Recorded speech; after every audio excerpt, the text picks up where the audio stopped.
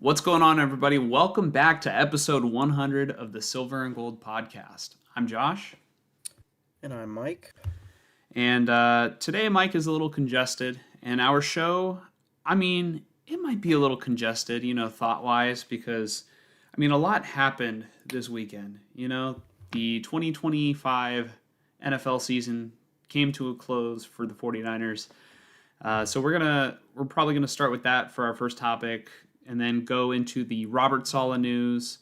Then we're gonna talk about the NFC and AFC championship games after maybe like recapping a little bit of the divisional rounds, and then we'll probably finish off the show with some Raider head coaching search updates, and then probably next week or whenever we get our next episode, we'll probably do a little bit more of a breakdown of just kind of the 49ers season as a whole. I don't even remember if we did like a Raider season recap or anything this year, Mike, but maybe if you pick out a couple players that were like your favorite players this year, and then I don't know if maybe we can look back on who our breakout players were at the beginning of the year and if we were on point about it, you know?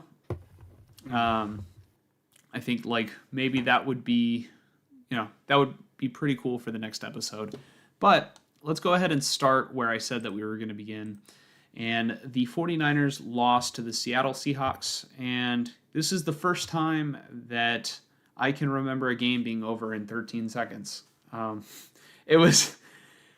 It literally could have been over after the kickoff because the 49ers in the entire game only put up 6 points, and that is 9 points over the past 8 quarters against Mike McDonald's Seahawks.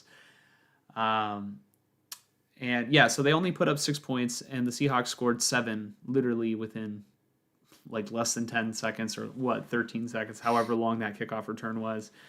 And let me just tell you, like, this game really played out how I thought the game 2 weeks ago played out. Like, almost identical. It's just that the Seahawks were able to actually convert, points, convert their drives into points this time. It really felt like the 49ers just got bullied, in the trenches. They were not stopping the run, and they didn't force Sam Darnold to try and beat them. Like, Sam Darnold, I think, completed, 15 passes, 14 passes, something like that, and for 100 and less than 200 yards and 1 touchdown. Like, I don't know. That to me kind of baffles me that they just didn't sell out to stop the run in this game. But, I don't know. I feel proud of what the 49ers accomplished this season, because really any team that would have sustained the amount of injuries that the 49ers did would have been contending for the number 1 pick, right? Just the amount of talent that missed games and the amount of dead cap money that they had going into this year. It just wasn't realistic for them to be a Super Bowl contender. And they were. The Super Bowl was wide open. They just weren't on the same caliber this year as the Seahawks were. And that's okay because, people for example, I was watching a little bit of Grant and his dad, and they made some really good points on, just kind of the fact that the Seahawks are in the division. They're a young team. They're getting better, this, that, and the other. And, they're talking about how the 49ers are going to have this rival play them twice a year, and they don't have any path at a clear answer. And really, that is correct, but things change so quickly in the NFL. For all we know, the Seahawks could go to the Super Bowl, lose the Super Bowl, and be on a Super Bowl hangover. I know that isn't a full concrete plan. That's a lot of what ifs, but look at the Philadelphia Eagles last year. They were a juggernaut last year, right? And then all of a sudden they lose their offensive coordinator to be a head coach, and then that offense just wasn't the same. The team quite literally wasn't the same. They lost to a battered 49er team, right? The same thing could happen with the Seattle Seahawks. Like, yes, they're good. Yes, they're young, but like everything is on a year-to-year basis. So even though the 49ers were, I mean, they're injured every single year. So I feel like you can count on that going forward. There's only been like 1 year where they were like truly, truly healthy, and that was, or maybe like 2 years where they were truly, truly healthy, 2019 and 2023. But really, like, every year is a new year. We thought the Rams were going to be the best team in the division this year. I mean, they have a chance to prove that. They literally have a chance to prove that on Sunday if they beat the Rams, which we will talk about in a little bit. But Mike, what did you see out of this game? I mean, I saw the Niners get beat on all facets. And in week 18, you thought that the Seahawks kind of exposed you guys. Mm-hmm. That, being the Niners. And I think, they kind of did, but then you guys were still able to beat the Eagles. And I guess ultimately the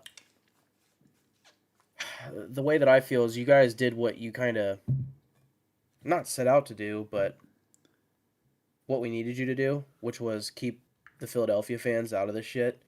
Mm-hmm. But realistically, as the playoffs went on and as the Niners, just kept getting the Christian McCaffrey curse, electromagnetic field curse, skyrocketing. Yeah. Um, it was just a foregone conclusion for me with that defense that there was just no way you were going to be able to withstand, playing in a serious game against either of those teams in your division, not named the Cardinals. And I think some would say that this past Saturday, the Seahawks exposed you guys. I wouldn't say so. Well, I wouldn't say so on defense. One, because of how injured you guys are, and, you'll be back to full health next year in theory. But also, two, Robert Saleh now is gone, so you have to figure that out now. Can you get another D'Amico Ryans in there? We will see, right? But on offense, I mean, you're missing Kittle, which totally sucks. But I mean, that was just that was God's wrath, um, put on a football field, and that should be a little worrisome that your division opponent, held you to. I mean, in the past 3 weeks, the two times that they faced you, they held you to what, 9 points total. And really, if it wasn't for Jake Tonjes making a tremendous catch week one, like, we would have gotten swept by this, by the Seahawks literally all year. I'm going to go back and look at, all right, 49ers schedule, because that, I feel like week one was also a low scoring game, but maybe I'm just misremembering. Like, it was in the teens, and both offenses kind of struggled in that first game. Let me see. All right, 49ers schedule.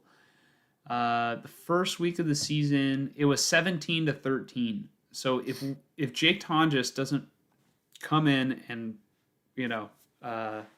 catch an amazing, like, jump ball, it wasn't even a jump ball. He just, like, stole an interception. Pretty much. All right, let's see. We would have scored 10 points. Well, really, maybe like 13 points in that game. I think Jake Moody missed like one or two kicks in that game, and then he was fired after that. But which I'm really glad that they moved on from Jake Moody after, like, they didn't fuck around, because they could have missed the playoffs. If Jake Moody was on this team, we would have missed the playoffs, and a team like the Detroit Lions or somebody else would have gotten in. That being said, we would have had a better draft pick, and we still would have the same number of Super Bowls at the end of the day. So maybe we should have just fucking kept Jake Booty. But I mean, the fact that we were able to go far enough to like compete in the playoffs, like I want to go back and listen to my predictions heading into the season because I know that I had the 49ers winning a lot of games because of how easy their schedule was. I wonder if I was like on par with the amount of games that they won. And I also wonder because I remember saying on this podcast, I'm pretty sure I remember saying, yeah, they'll win one playoff game, one or two playoff games. Like that was my prediction heading into this year. And really, from that standpoint, the 49ers met my expectations, but that was my expectations with them being fully healthy. I feel like they really exceeded the fuck out of my expectations this year because they just like there were no excuses. Brock Purdy goes down. All right, Mac Jones is in there winning games. George Kittle goes down. Jake Tonjes is playing amazing. Brandon Ayuk is fucking speeding down Santa Clara, near Levi Stadium and doesn't want to play football anymore. Doesn't matter. Ricky Pearsall went down. Like Juwan Jennings had a really good year, and he's one of the free agents. Like I know, I think it's important for them to try and re-sign Juwan Jennings if they can get him for like not $20 million because I feel like he's a big time player and always comes up and like he's a clutch player, in my opinion. I mean, he had that one bad drop in a game that was not close, like against the Seahawks. But I don't know. Yeah, like we'll talk about free agency another time. There was one other thing in this game that I thought was very interesting, Mike, and I don't know if you caught this, but in my 9 years of watching this 49er team, well, I've watched this Niner team for longer, but in the Kyle Shanahan tenure over the past 9 years, I have never seen Kyle Shanahan not staring at his play sheet or not arguing with an official. It's always been one or the other. He's either yelling at a ref or focusing on like what he's going to call for the next drive. There was a moment in this game, and it was before the Jackson Smith and Jigba touchdown, where Kyle Shanahan was yelling at Renardo Green. And not just that, Renardo Green was walking away from him, and Shanahan completely followed him and was just chewing him out. And they were showing that. And then I feel like, that, at least this weekend, I was like, man, I really haven't seen that out of Kyle. And that's something that I feel like has been missing from him of like, being a fucking head coach rather than just focusing on your play sheet. So I was like, damn, like there's a first for everything. And then so I think I tweeted about it. I tweeted about that clip. And then somebody replied and they said, first time you ever witnessed it. And then they posted a clip of Shanahan chewing out a player on the sideline. And do you want to know who that player was? It was against the Arizona Cardinals. It was a couple weeks before. Oh.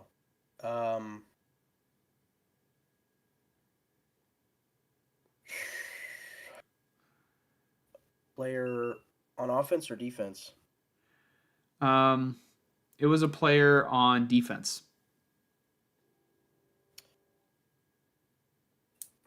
You want me to just tell you? Yeah, I mean, you know what? Stout. I'll say Upton Stout. No, it was Renardo. One of the safeties. It was Renardo Green. He got chewed out twice, and I'm just thinking, all right. I was like thinking, man, I wonder what the fuck that he did. Now I'm thinking, what the fuck is he doing to where he just pisses off Shanahan? Kenny 49ers, shout out to him in the comments right now. He says Green didn't know the play.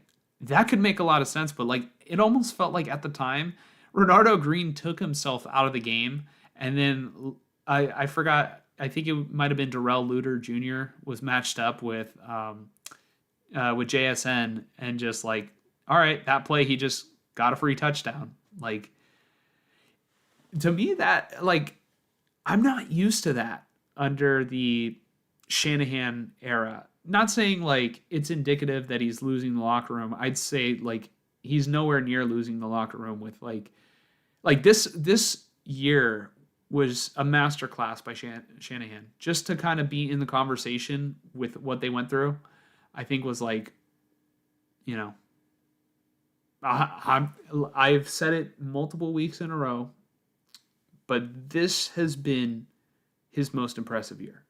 And I am all in as a fan. I don't have him on the hot seat. I think that I mean, it's going to be tough right now with personnel and like, where do they start with their needs this offseason? I really don't know. You know? Like, do they start at wide receiver because they're going to need a wide receiver? They might lose Juwan Jennings in free agency. Do they start? I doubt that they're going to address the offensive line. I'm sorry.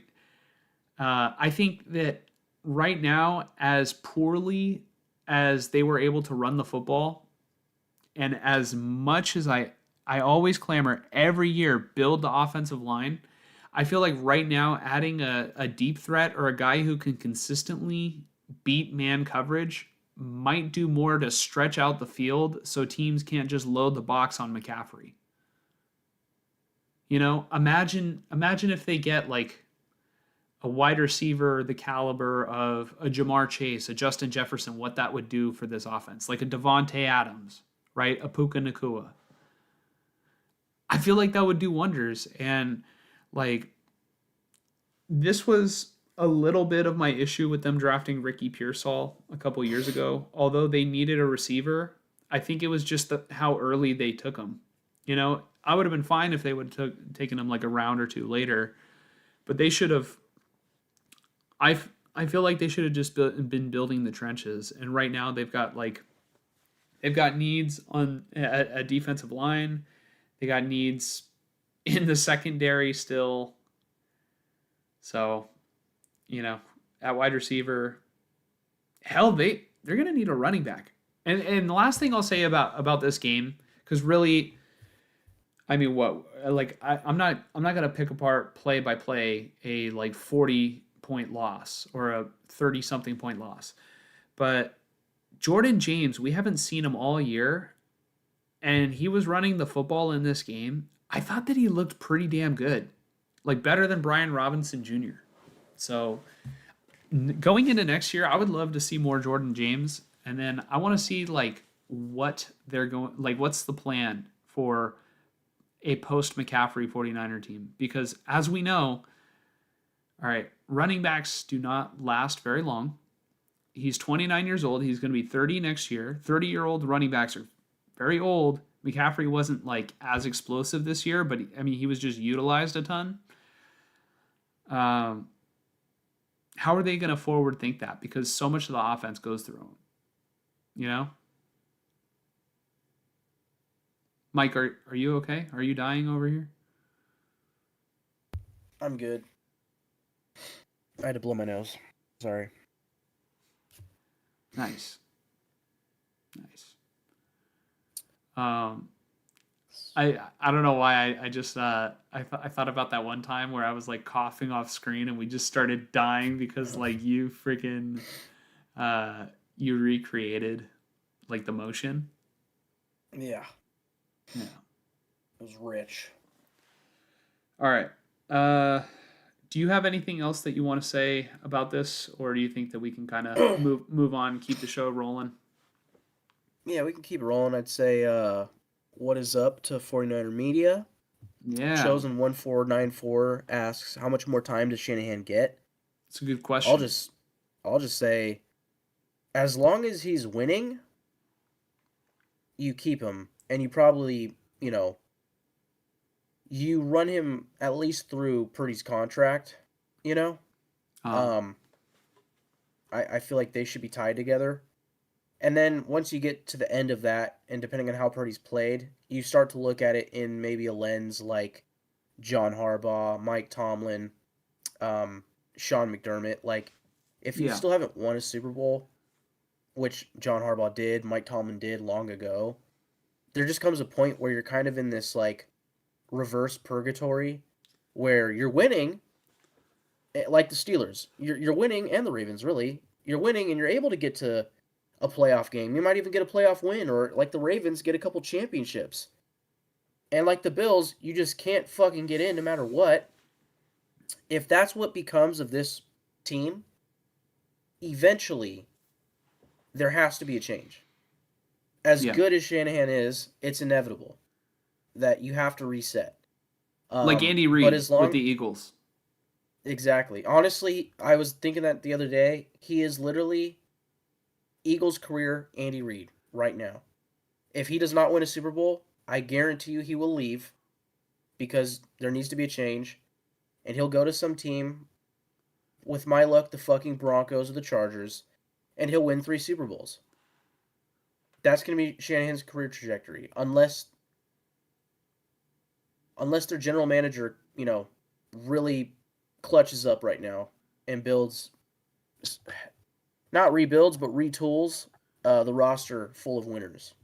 Because you've got an aging roster now, um, so it's going to get harder to win. So if you still are making the playoffs, winning the division or whatever, that's a testament to Shanahan and possibly Purdy. Um, but we saw them win without Purdy, right? Um, I don't know. I think as long as they're winning, you keep them. But if you go like 4 to 5 years, no shot at a Super Bowl, you probably move on. But at this point, like from this season, unless you have an absolutely drastically bad season next year, he's going to be staying at least 4 years, I'd say. The way I see it is I think Shanahan is here as long as he wants to be. Um, unless like and this is like oddly specific, but I'd say if he has like two back-to-back losing seasons, like let's just say they're 8 and 9, right? And then like 6 and 10. I think that's when Jed York would probably pull the plug because the fans would just like kind of do what normal fans do and turn their back on him. It's the NFL is a very much a what have you done for me lately kind of league. Um, Otherwise, the only other scenario I could see where they just like straight up fire him is like let's just say he loses the locker room and it's just like ugly, you know, where like his team isn't even playing for him. Like he builds like a brand new core that is just Devondre Campbell esque, Brandon Ayuk esque, where they're just they have no respect for him, and they just are very selfish and they're not winning football games. Like if it just becomes a shit show, right? And luckily, I think that what this year has proven to me is that it's really proven to me that Shanahan, I think, is the right coach, you know? And I've been very critical of him. But with that being said, I really like John Lynch, but I just don't know if he's the right general manager. I think if you can get a guy who can truly scout talent, because John Lynch doesn't come from a scouting background. He is a former safety, a Hall of Famer, hell of a guy. You know, he's a stand up guy from everything that I hear. I've never met him, but like from everything that I hear and the way that he conducts himself, I just don't know if he makes the best personnel decisions. With that being said, this team has been very talented for a long time. So maybe John Lynch is the guy. They missed their window. They missed two windows essentially. The window with Jimmy Garoppolo and maybe the window in 2023 with the last of the Jimmy Garoppolo window with the team. Um, they just have to create a new window, and then they have to really evaluate if John Lynch is going to be able to pick apart this roster and rebuild it, which they've had worse rosters that they've had to rebuild. I kind of have faith in both Kyle and John, but like if I had to start looking at making any changes, I would look at John Lynch before I look at Kyle Shanahan at this current moment. Yeah, it's sort of similar to what I think the Bills did uh, in a fucked up sort of way. They fired Sean McDermott when they pretty clearly should have fired the GM. Like, the GM was not helping him one bit. And yet, McDermott's the one that gets fired, so now, the GM's probably in the lead for hiring a new coach. If it were to get to that point with the Niners where, oh, we need a change, I would say yes. John Lynch would be the first head to drop before Shanahan. And then to the point of some of these comments that I'm seeing, um, I agree with Kenny 49ers that Saleh kind of saved Shanahan's ass at times this year with the defense. You know, I think Mm-hmm. an average Raiders defensive coordinator, you guys wouldn't have made the playoffs. Like, I think Saleh, if you really look at his track record between his first stint with the Niners, his stint with the Jets, and then from the moment he gets fired, that Jets team just collapsed, especially the defense. And then now back with the Niners, and here we go with the Titans. Uh, he did a lot of heavy lifting. And I think that there is a testament to be had for Saleh. There is also a testament to be had about Shanahan and the coaches that he's able to bring in to the building. Um, I don't think it's really a double edged sword. Like, I think Shanahan, being as great of a coach as he is, um, and seemingly being really good at developing coaches like Mike McDaniel. Um, right now, I'd say Clay Kubiak. And we've seen other guys in the past. I don't know if it's Shanahan is a great developer of coaches or if he's just such a good coach that he has other coaches gravitating towards him, and that makes the team better. You know, but regardless, if he keeps that up, it's a good thing for the Niners. Yeah, and real quick, I do like chosen 1494's comment. He says the next 2 years don't look too promising if we keep saying let's run it back once we get healthy. It's the same thing over and over. I have to imagine. I mean, the 49ers are by far the oldest team in the league. I'd have to imagine there's going to be some changes coming, especially since this year was the one to you know uh, clear the books a little bit and kind of reset. You do like a little reset of the cap. So, and then this upcoming season is going to be the first year that Brock Purdy's contract starts to really kick in, and they're going to have to make some decisions. Like they don't have a choice now. So the most expensive players typically become the veterans. Like, could we see? I think Trent Williams is coming back, but could we see them make a trade?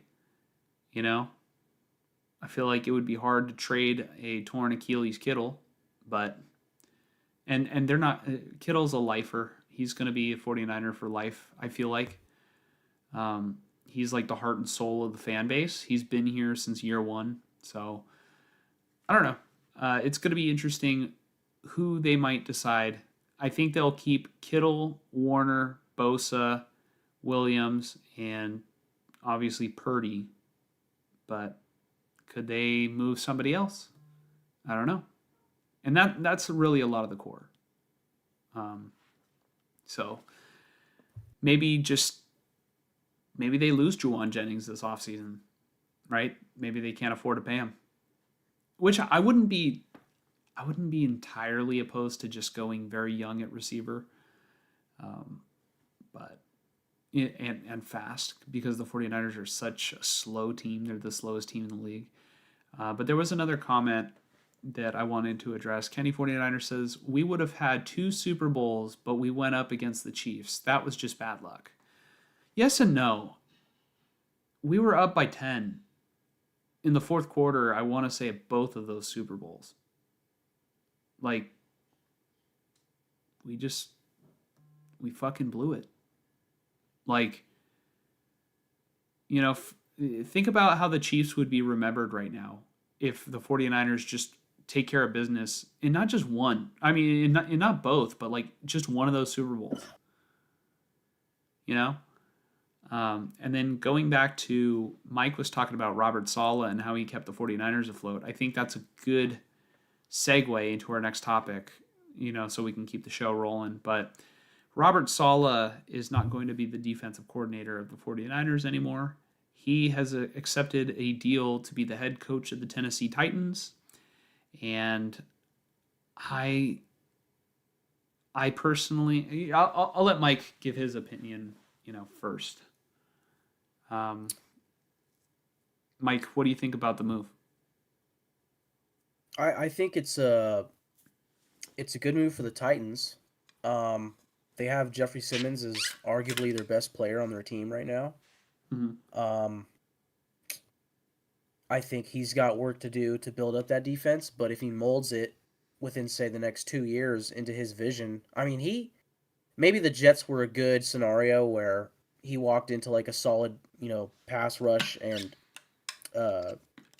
Sauce Gardner, and it just worked immediately, and probably a good linebacker. They had probably a lot of cap space, which I think the Titans will have.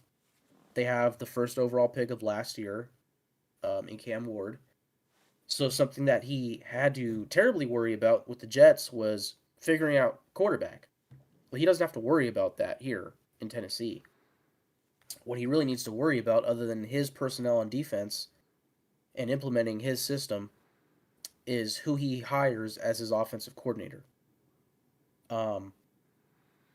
Because the GM is already in place. It's the guy that used to be in the Kansas City front office. I think he was their vice or assistant GM like 2 years ago.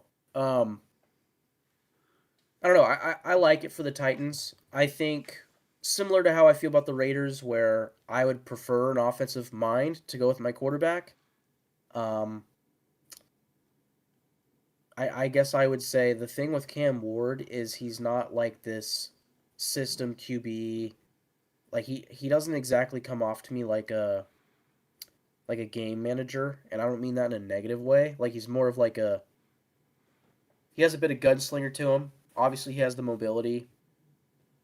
I could see somebody like Brian Dable being really good for them. And there are probably other guys too that I'm just not thinking of right now. Maybe Yeah, no, Saleh I like it takes for the Titans. Clay Kubiak with him. You know I was the thinking that.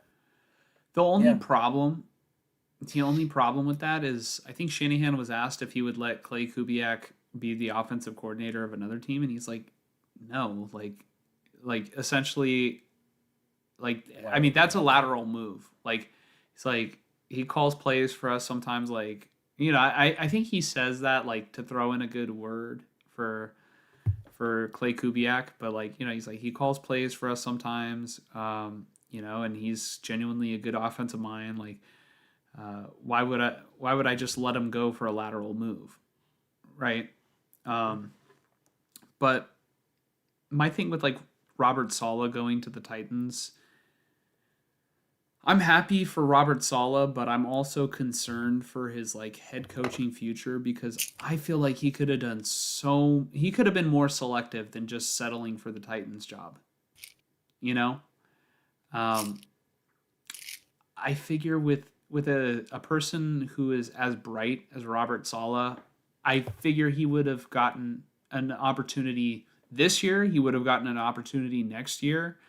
Like he is genuinely, I think, you know, I think he's great. And for Tennessee, like for the Tennessee Titans perspective, I think that they're feeling the regret of letting go of Mike Vrabel because he might just be on a first class ticket to the Super Bowl in his first year as a head coach of the Patriots. And the way I see Robert Saleh in the same archetype of coach that I see Mike Vrabel, like very knowledgeable about defense, pretty bright, really good motivator. Like I don't know. I kind of see the Titans slipping back into, well, if we let go of Vrabel and that was a mistake, we'll get the next best thing, and that's Robert Saleh, right? I think Robert Saleh is a brighter defensive mind than Vrabel personally. Maybe I'm biased, but and I think I like Robert Saleh more, period, than Mike Vrabel. Like I said, probably a little biased. Um, but for Robert Saleh, this feels like a move where they're inevitably going to not win a lot of games over the next 3 to 4 years. And you know what happens when that happens? You get fired. And I'd really like to know the statistic of coaches that fail at two destinations in a row and get a third shot at being head coach. I almost feel like he is doing himself a disservice by going to the Titans. And that's not me saying that he should have remained the defensive coordinator of the 49ers. Like, I don't know. He pairs very well with Shanahan, but if he really wanted to be a head coach, I think he could do better than Tennessee. That's just that's my opinion. Maybe I'm wrong. Maybe he's going to turn around that program, but Cam Well, Ward hasn't proven himself yet in my eyes. And you know, anytime you go somewhere with a quarterback that's not proven and you're not the like Robert Saleh is not going to fix Cam Ward's problems, right? Cam Ward has the talent. He's talented. He got taken number 1 overall just last year.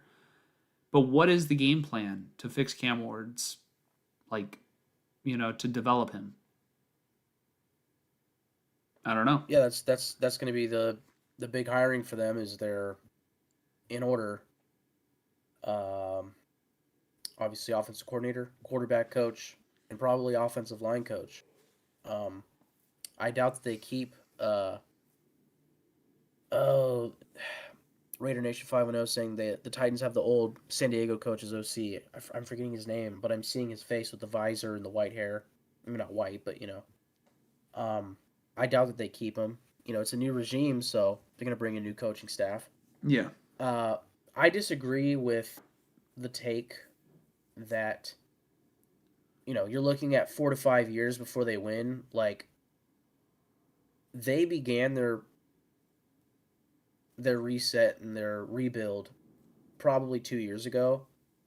They've already gotten through the first overall pick phase. Now they're what, like the fourth pick. Um, they have the quarterback. You have Jeffrey Simmons. If you can, it's a really big if, but I'm assuming they have top 5 cap space, and my assumption could be wrong. But if they fill out some positions with players that fit him, Saleh, on defense, like if you just give this young quarterback a top 15 defense, just year one, and then, which is a big ask, and then, I feel like they've done a good job. I said this recently in actually like bringing in offensive line talent the past year or two. So they're probably not too far off from the offensive line. It's just Calvin Ridley didn't work out for them. They need to figure out receiver, and they need to figure out the run game. And then if you have the right coach, which is another big if, then Cam Ward very well might develop. And if that's the case with X first overall picks, I would foresee them starting to make a playoff run in no more than 3 years. Mm-hmm. Probably 2. Yeah. I mean, that I don't think that I see it going that way, but I could like I'd say I'm keeping an open mind to what you're saying because that is the way that Robert Saleh is probably looking at it, and that's probably the reason why he pulled the trigger and decided to go to Tennessee. Like he didn't. I know that he didn't go there and just think, all right, we're gonna fucking lose, and I'm just gonna be paid the next 3 years. Like I think he's a competitor and whatever. like he's very bright, um, and he thinks that he's gonna be able Also, to put it together. yeah, I'll also add this. Um, it's no guarantee and probably not likely that the Bills, the Ravens, perhaps some of the other better team, maybe the Steelers. There's no guarantee that those teams came calling. Like, I think part of this process is these coaches, figuring out like, okay, so what's on the table here, you know? And if Mike McDaniel is like being offered a bunch of head or offensive coordinator positions, and then the only head coaching gig is the Browns, he's gonna go, yeah, I'm gonna be calling plays next year for the Chargers, not head coaching the fucking Browns. I'm good. And then I'm Yeah. probably gonna succeed with Justin Herbert, and then I might get a shot at being the Falcons coach in a year, or somebody who's on the up and up, like let's say the Bengals. They fire their coach next year, and he's like, shit, I can go coach Joe Burrow. Fuck yeah, Jamar Chase, I'll do that. You know, um, but I think Robert Saleh, if he saw his opportunities and it's like, okay, stay with the Niners, yeah, cool. Might the guys will be healthier next year. We'll see how it goes. Or you've got the Titans with the number one overall pick and, Jeffrey Simmons and a bunch of cap space and probably some good draft capital. Um, or the Browns or the Dolphins who then fired or hired Halfley. It's like, all right, my options are diminishing, and I actually I do like the Titans' opportunity. And above all, this is my final point on Saleh. He and Liam Cohen were In the same bickering, division. and now they're going to be arch rivals. I fucking love that. That's popcorn. That's great. Yep. Who else is a coach in that division? I feel like there was like another coach in that division that was also interesting.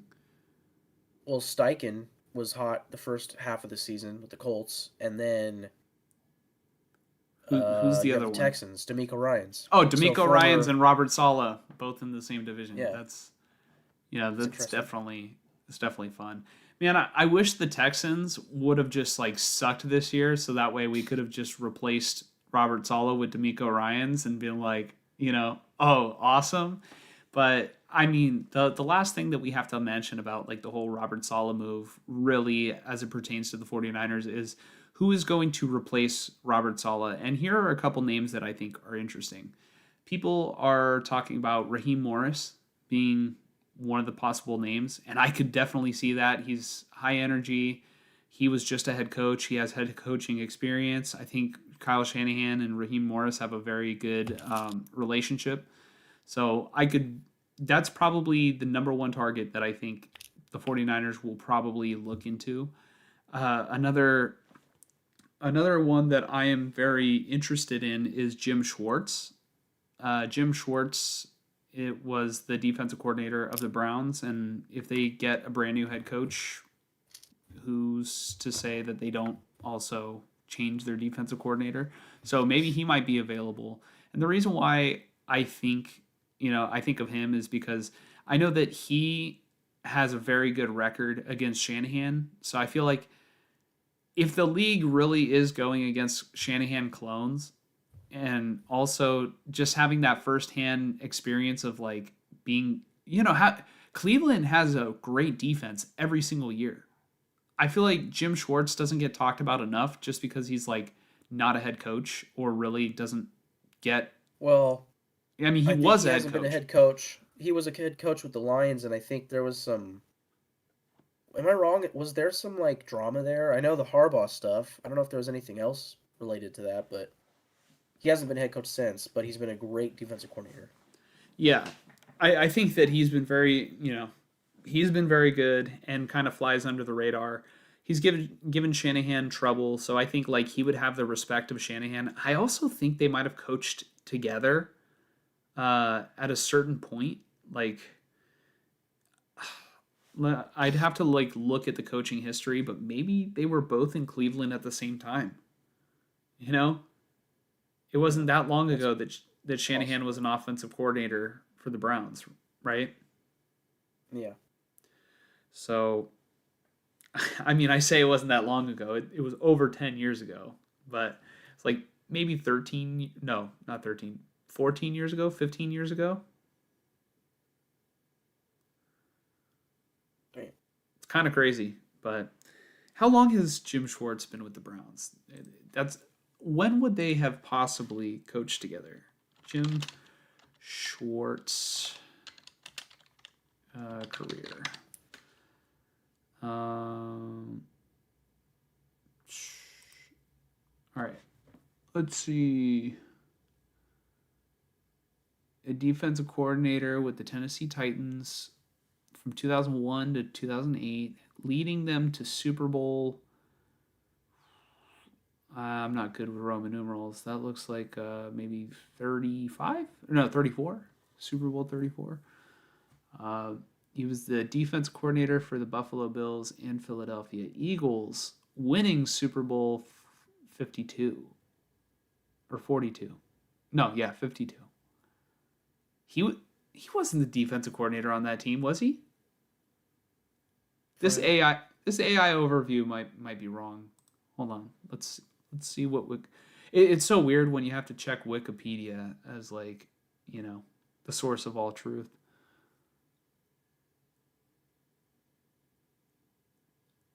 Jim Schwartz was the defensive coordinator for the Eagles from 2016 to 2020. I don't remember. Mike, you're supposed to know this stuff, okay? Now you're making me look stupid, okay? Just messing with you, Mike. Also, there is a pinned comment from Kenny 49ers, and you like that? Yeah. I don't know if you were able. You don't have to see it. Something about the Heisman. Oh, yes. Yeah. The old Heisman. Yep. There was also another comment about the Kenny 49ers said, speaking of Heisman's, where he's like, can we all agree that that Fernando Mendoza is a bust? And I think that's not what Mike would like to be hearing. I think, well, I could go on a tangent about Fernando Mendoza, but I don't think this is the time. But what I will say is I think there is a very easy tendency or avenue for somebody to watch him and look at his stats and go, no, he's not going to succeed in the NFL because he doesn't have enough usage, essentially. Like he's averaging like 18 completions for 180 yards, maybe a touchdown. It's not that explosive. It doesn't come off that sexy. It's not Joe Burrow, in his 2019 Heisman season throwing for 400 yards a game, 3 touchdowns and all that shit. The difference there, I think, truly is the offenses that they're playing in. Mendoza's in an RPO offense, which is going to be a change for him when he gets to the NFL and it's not an RPO offense anymore. Yeah. But when he is put in the position to throw the ball, no RPO, it's 3rd and fucking 7. This dude is fucking money. And he has this mobility to him.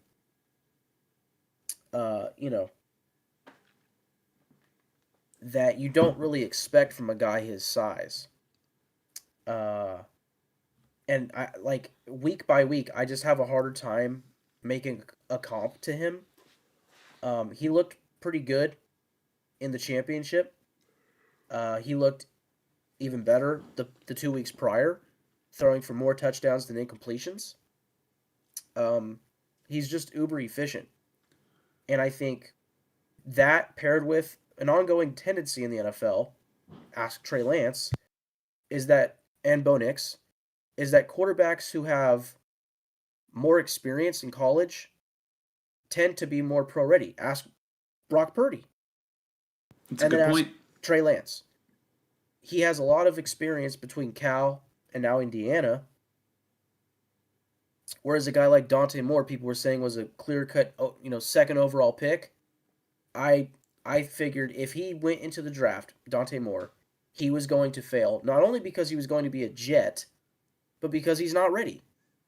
Whereas I truly believe Fernando Mendoza is ready, and he has the NFL chops to throw the fucking football and dice up a defense. It's going to be an adjustment for him to go from you know, RPO college offense that is very run heavy to a, NFL pro passing offense that is, hey man, we need you to be the fucking superhero tonight, you know, every here and there. I mean, the bonus with being on the Raiders is he's going to have Brock Bowers and he's going to have Ashton Gianti in the run game. I pray to God that they just get protection for Mendoza and Gianti. If they do, and of course the other question right now is if they get the right coach, things can be on the up and up and he won't be a bust. So, why do Mendoza and Genti need condoms?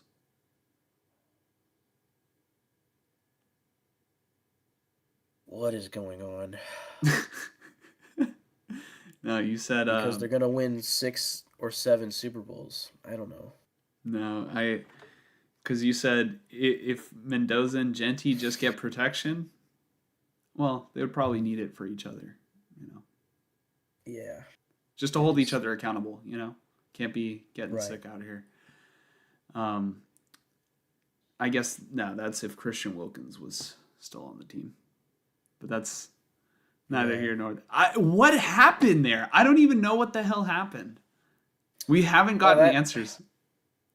yeah, I honestly forgot about that in part because of how little I cared about this team for, 15 weeks and cared more about them losing. And then, I mentioned 2 weeks ago on the pod that I commented on a TikTok, and I had the comment and I wanted to read it. Maybe when we're looking at the coaches later, I'll do it. But I just, I remembered in that moment, oh my God, Christian Wilkins. Like, that was a thing. That Yeah, was the start of this offseason, really. Like, yeah, it's insane. yeah. One last like quick defensive coordinator. I've seen people say, should Richard Sherman be the defensive coordinator of the 49ers? I just don't think Richard Sherman wants to coach. But if he did, Well, I would welcome it. I think he's got a high football IQ. And he's I definitely a think leader. he's I think he's probably happy with where he is at Amazon. I'll throw a name in the ring, Patrick Graham. Yeah.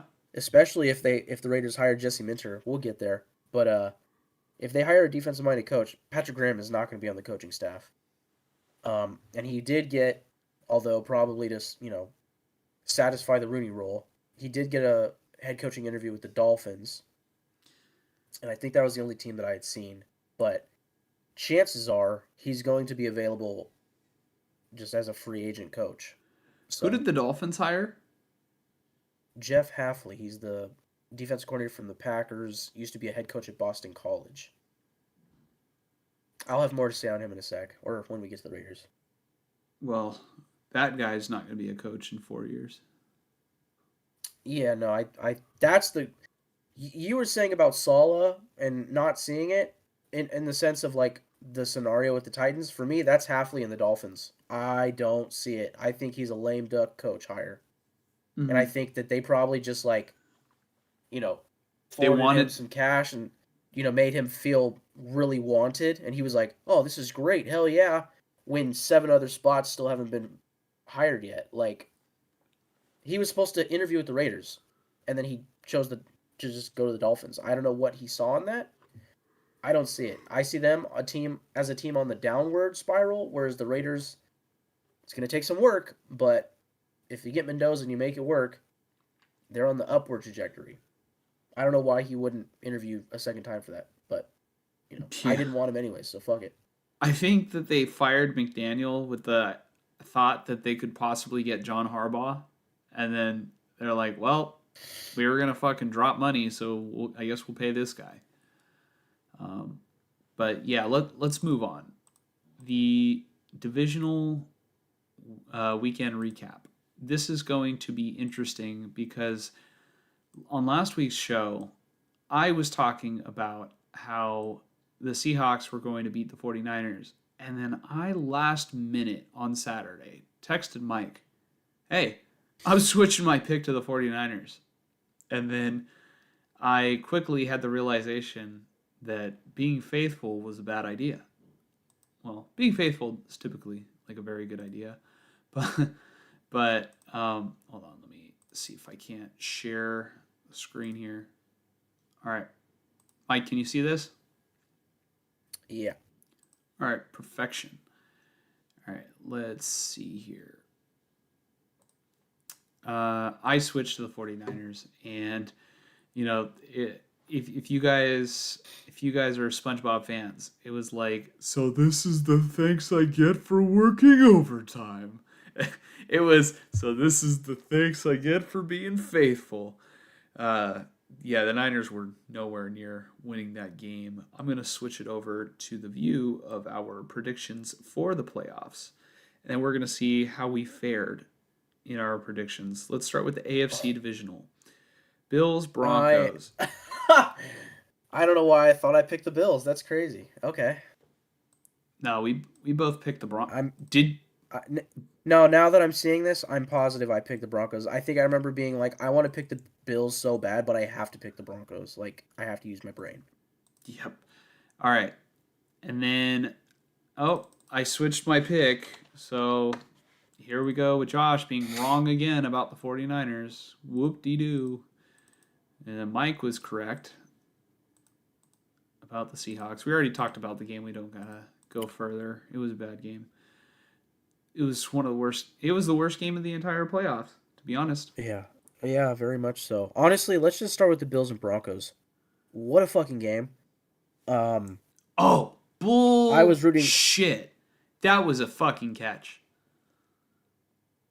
So I was rooting hard as shit for the Bills, because I wanted to see Josh Allen in the championship game, and I felt if they met the Patriots in the championship, they would beat the brakes off of the fucking Patriots.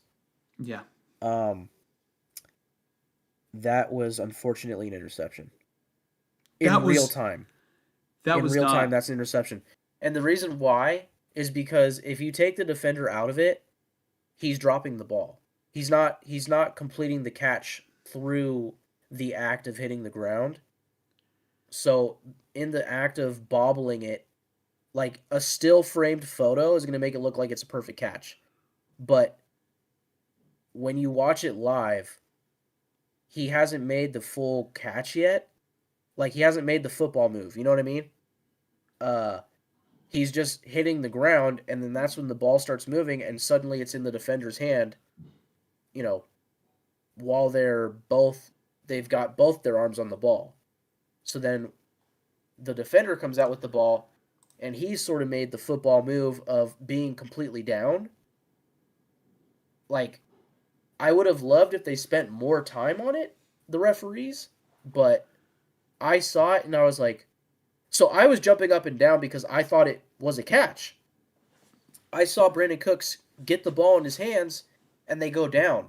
And I'm jumping up and down like, oh fuck yeah, the Bills are gonna win. I turn around and I see the defender with the ball. I'm like, what? And I see the replay. And I'm like, oh my god. You'd I have to show me the replay and that you're talking about, but I swear in every angle that I've seen, it looks like a catch down by contact, and then the ball just get like the defender forces it out and takes it. Like I don't know. I feel yeah, like 99.9% of the time that it's called, there's been similar plays, and it always goes to the receiver. yeah. I the other problem that I had with it and the reason why okay, this is ultimately why I knew it was going to be called an interception is because they called it an interception on the field. So they would have to overturn the call to call it a catch. If they had called that a catch at the start, and then you show the slow motion, where Brandon Cooks looks like he's down on the ground with the ball in his arms, securely, I don't think they overturned that and they call it a catch. But I think because they called it an interception off, live, off the play live, probably because it was a turnover, they, in 2 minutes, they have to review it, right? Um, I think that's why they couldn't overturn it and they had to call it an interception is because they called it to begin with. Because the replay was not clear enough and conclusive in live speed. In slow motion, yeah, it looks like it's so obvious it's a catch, but Ooh. I think in live speed it's pretty tricky, and it's a 50-50, sort of scenario, which I get where it feels like, oh, 50-50 should go the receiver, but I don't know. I mean, the guy that ultimately came out with the ball was the defender. It's kind of like a fumble, Like if the camera can't see, which I know in this instance the camera could see, but it's again frame by frame, very slow motion. If you get a fumble and the camera can't see who has the ball, but we know the ball's out, whoever comes out of that skirmish, uh, they're gonna say they have the ball. If they can't see it conclusively, they're gonna say that that team has the ball. Mm. Real And I quick, think it's a similar situation to that.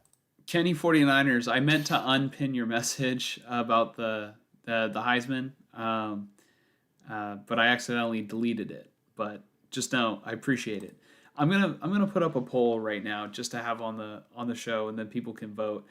Was the Bills? Maybe just did Brandon Cooks catch it? Okay, is it Brandon with an I? Yes.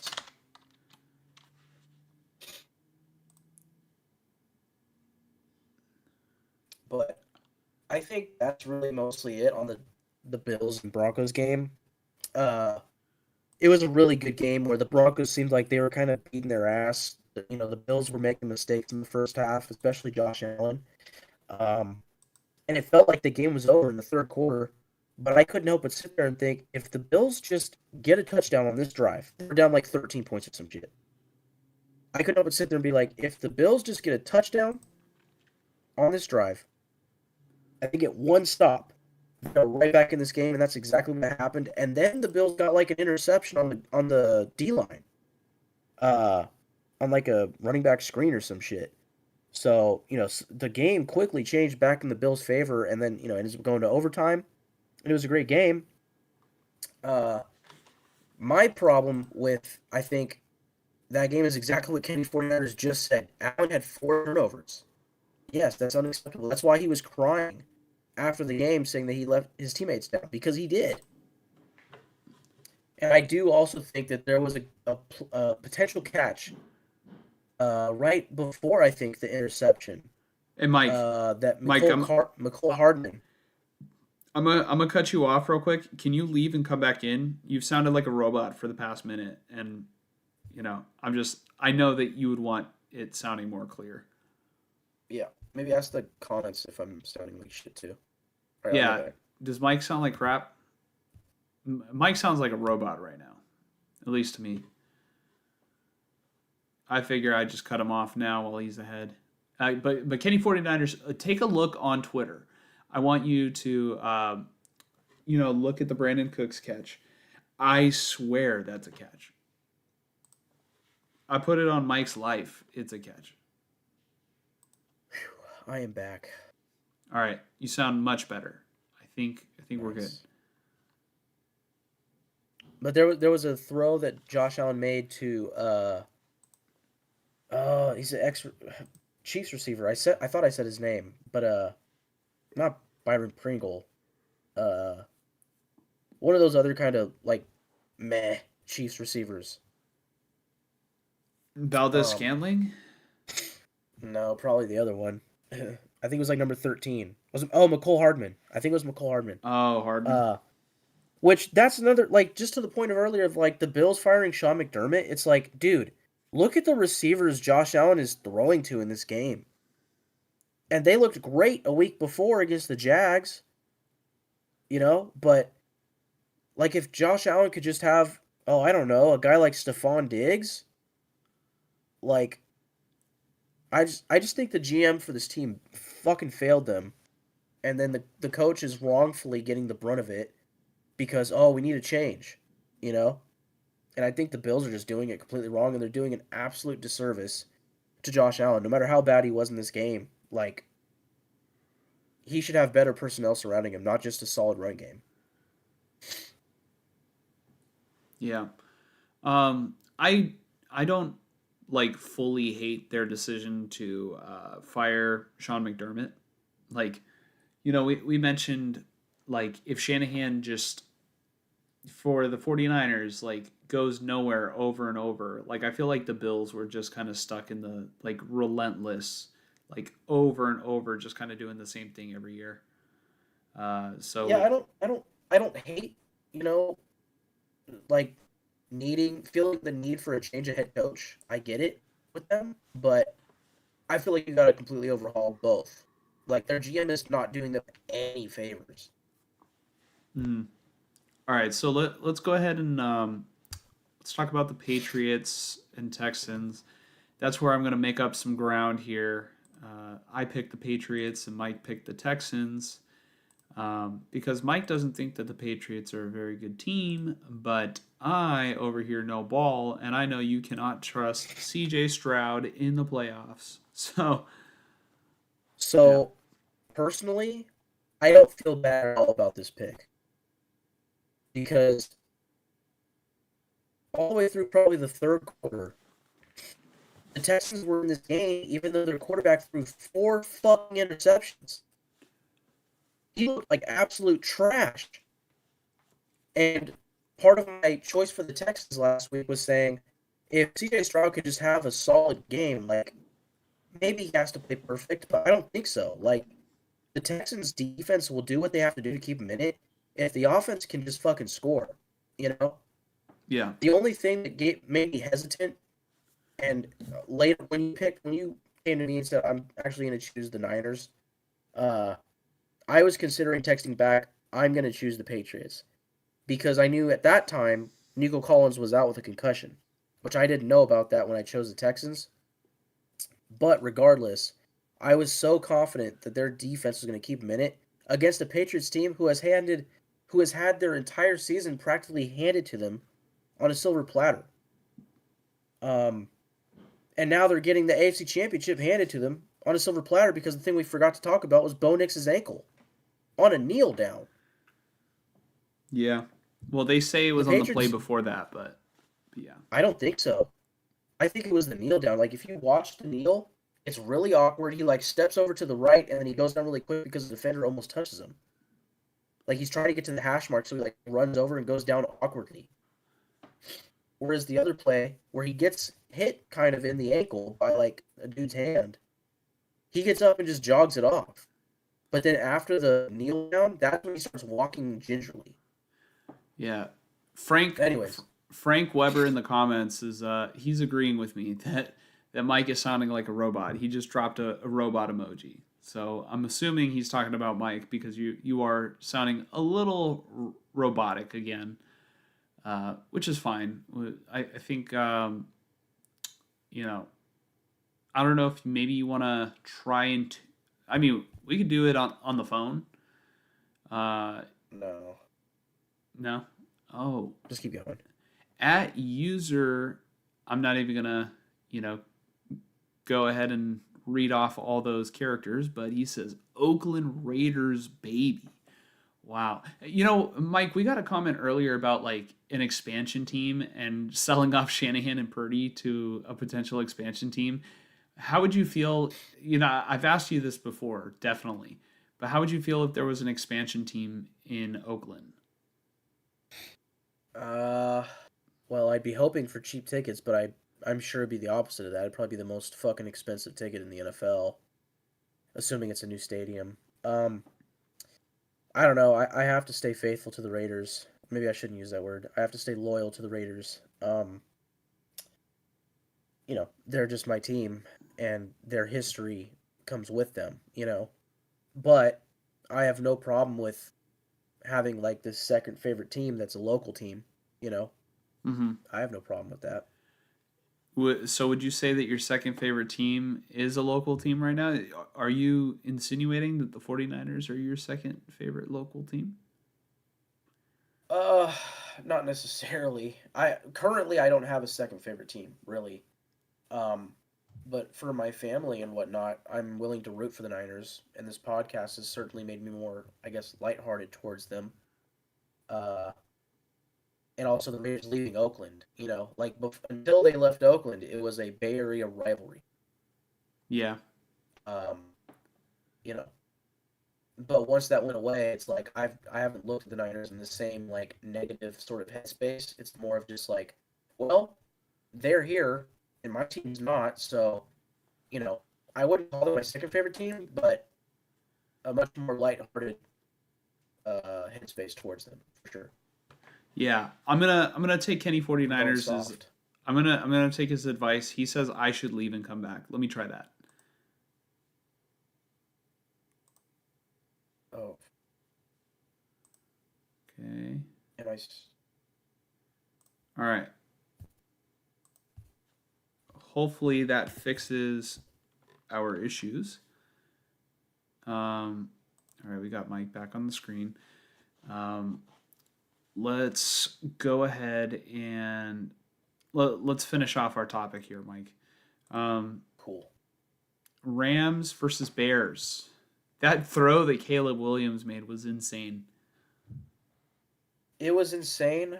Um, I was in disbelief. I was literally in the middle of taking a shot with a bunch of people for my uncle's birthday, and I couldn't take my eyes off the screen. Uh, in large part because it was literally the penultimate play of the game. Like if they don't get it, the game's over. And if they do get it, then holy shit, we're going to overtime again. Um, today or this weekend. I thought it was fantastic. The way that play set up where he's running completely backwards, I was like, well, bye bye Bears. And then he Mm-hmm. throws it and they get it. And I was like, are you shitting me? Dude, that Complete every disbelief. every throw he makes is a freaking laser beam. Yeah, it's a laser beam. It's a lot of them are off script and just fucking bananas and shouldn't work as well as they do. Like, if he was a two-time Super Bowl winner, we'd be saying that he's the next Pat Mahomes, like bar none, no question about it. But he doesn't have the success behind him yet. We'll see because I mean Ben Johnson, dude, Jesus Christ, I If saw that coming a mile away. But I will say this about that play: that was OPI. yeah, That I think like that was just as bad, if not worse, than I mean, in my opinion, it was worse than the Bills' interception. That should have been OPI by a mile, and that play yeah, should have been 4th and 15. I I don't see the push off, but I see the motion where it looks like it was probably a push off, and I'm like, there's no way he's getting that open without pushing the defender. Like it just doesn't Yeah, it doesn't make sense to me. you could Like see the I replay. He totally extends his arm on the defender, and then suddenly the defender has no shot at getting to him in the ball. Like that to me is clear OPI. If the defender did that in the reverse aspect, there would be a flag. There'd be 3 flags in the fucking end zone, yeah guaranteed. yeah. But that being said, we both expected the Rams to win, and that they did, right? Yeah. Hold on. All right, S9. Let me go ahead and just finish counting this up. All right. Doing pretty good so far. 13, 10, and comma T12. I guess I could just count it and do that too. Which would probably be easier. All right, let's go ahead and preview the We got Patriots at Broncos. all right. Well, not preview, but just do predictions. Yeah. Mike, I'll let you go first with this one because this one's kind of interesting to me. Yeah, I mean, I've been talking my shit tonight about the Patriots, and I don't think they're that legitimate. I think the way that Stroud was playing in that game, they should have they should have done what the Seahawks did to you guys, to the Texans. Maybe that's a big testament to the Texans defense, which has been a top 2 unit all year. Or it's a testament to how not so dominant the Patriots truly are. If Bo Nix were playing in this game, it's not a question for me. It's the Broncos. Not a question. Yeah. As a division rival to the Broncos, I am very happy that Bo Nix will not be in this game. in large part because if the Broncos do win this game, he will not be in the Super Bowl. And then the Broncos can take a pretty embarrassing L, most likely, in the Super Bowl. That said, there's no way the NFL wants Garrett's, whatever the fuck his name is, Stidham, starting in the Super Bowl. A guy who played really well one game for the Raiders against the Niners a couple years ago. That was a really fun game. Do I expect him to do that against the Patriots? No, because their defense actually is pretty solid.